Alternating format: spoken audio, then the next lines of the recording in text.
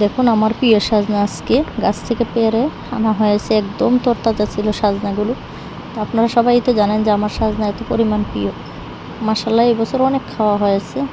তো সেই টাটকা সাজনাগুলো আমি আজকে মাছ দিয়ে রান্না করেছি, এত মজার হয়েছে। সবসময় শুটকি দিয়ে রান্না করি। আসসালামু আলাইকুম সবাইকে, সবাই কেমন আছেন? আশা করি ভালো আছেন। আমি আলহামদুলিল্লাহ আপনাদের দোয়ায় অনেক ভালো আছি। আজকে আরেকটি নতুন ভিডিও নিয়ে চলে আসলাম। দেখুন সাজনা, তো এইগুলো সাজনা না, কিন্তু আরও অনেকগুলো নিয়ে আসছিলো। তো আমি এই চারটাই দেখাচ্ছি আপনাদেরকে হাতে নিয়ে। দেখুন সাজনা নাকি বাজনা কি বলে এটাকে, অবশ্য সাজনার সিজন চলে গেছে, এটা মনে হয় বাজনা বলে। তো সেটাই একদম তরতাজা ছিল। আর আমরা বাজার থেকে যেগুলো নিয়ে আসি এগুলো শুকনা থাকে।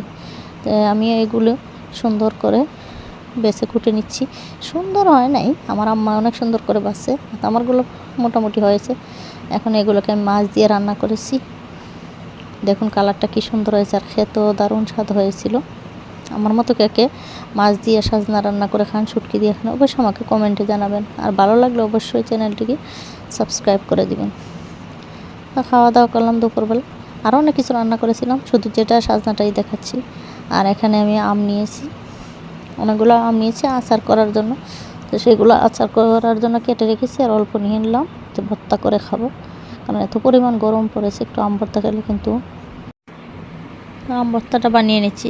রান্নাবান্না সব কিছুই করতে হয়, একটা কিছু এক্সট্রা কিছু খেতে গেলে আমারই করতে হয়। আর আমি কিন্তু এরকম মরিচ ডলতেও পারি না, হাত অনেক পরিমাণে জ্বলে। তারপরে এখন মরিচটা পুড়ে নিয়ে আসছি, লবণ দিলাম, চিনি, আর আমি কিন্তু একটু রসুন দিয়েছি, কাঁচা রসুন। সেটা পেট খারাপ হবে না, সেই জন্য। আর খেতে ভালোই লাগে। কাসুন্দিটা আমি সবসময় ভর্তার মতো ব্যবহার করি না, যখন তাড়াহুড়ো থাকে তখন কাসুন্দি দিয়ে জটপট করে মেখে খাওয়া যায়। আর এভাবে মাখলে কিন্তু খুবই ভালো লাগে। এইটুকুই কিন্তু মাখার পরে অল্প পরিমাণে হয়ে যাবে। আর মাসাল্লাহ আচারগুলো তো এত পরিমাণে, আমি নিজেই মাসাল্লাহ অনেক আচার খাই। একবার বানানো হয়েছে, এখন আবার আজকে আবার বানাচ্ছি। সেগুলো বসে বসে বানাবো। এখন চিন্তা করছি যে ভর্তাটা বানাই দিয়েছি, পুরো আম ভর্তাটা বানানোটা আমি দেখাই। আর কে আমার মতো এরকম আম ভর্তা বানান। আর আম ভর্তার নিচে যে একটু একটু পানি জমে বানানোর পরে এটা খেতে, যেটা নিয়ে কারাকারি লেগে যায়, কে খাবে। আমরা তো আমাদের বাড়িতে গাছ থেকে পেরে আম ভর্তাগুলো খাওয়াই, তো সেগুলো অনেক টক আর স্বাদও। ঢাকা শহরে আমগুলো কিনে নিয়ে আসে যেগুলো, এগুলো কিন্তু পোকা হয়, তার মধ্যে বেশি ভালোও হয় না। তো আমি এখন আম ভর্তাটা বানিয়ে নিচ্ছি। আমি একটা মরিচ দিয়েছি, দুইটা দিইনি। তো বাচ্চারাও খাবে, জাল লাগবে, সেজন্য আমার ভর্তাটার মধ্যে আমি আরেকটা মিশিয়ে নিব। আর আস্তে আমের টুকরো দিয়েছি, যারা ভর্তা খাবে না তারা এটা লবণ দিয়ে খেয়ে নেবে, কারণ বারবার কাটা কিন্তু সম্ভব হয় না। আমি খালাকে দিয়ে ছিলে নিয়েছিলাম, আর আমি কুচিয়ে নিচ্ছি। কারণ সব কিছু কিন্তু খালাদের দিয়ে করানো শখ লাগে, কিনা লাগে। কারণ তারা তাড়াহুড়ো করে বাসা যাওয়ার জন্য কিন্তু যেভাবে মনে চায় সেভাবেই কিন্তু একটা কাজ করে দেয়।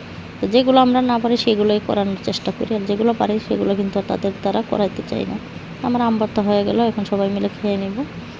সন্ধ্যাবেলা চলে আসলাম একটু ভুট্টা নিয়ে। ভুট্টা কিন্তু অনেক প্রিয় একটি জিনিস, সে ভুট্টাটাকে এখন বেজে নিচ্ছি। চা দিয়ে সবাই একসঙ্গে বসে সন্ধ্যা নাস্তা করে নিব। কারণ এরকম ভুট্টাগুলো থাকাতে কিন্তু অনেক সুবিধা হয়ে গেছে, সবাই কিন্তু ঘরে নিজেই পপকর্ন তৈরি করে নিতে পারে। এটা তো বাচ্চাদের অনেক প্রিয়, বিশেষ করে আমারও অনেক প্রিয়।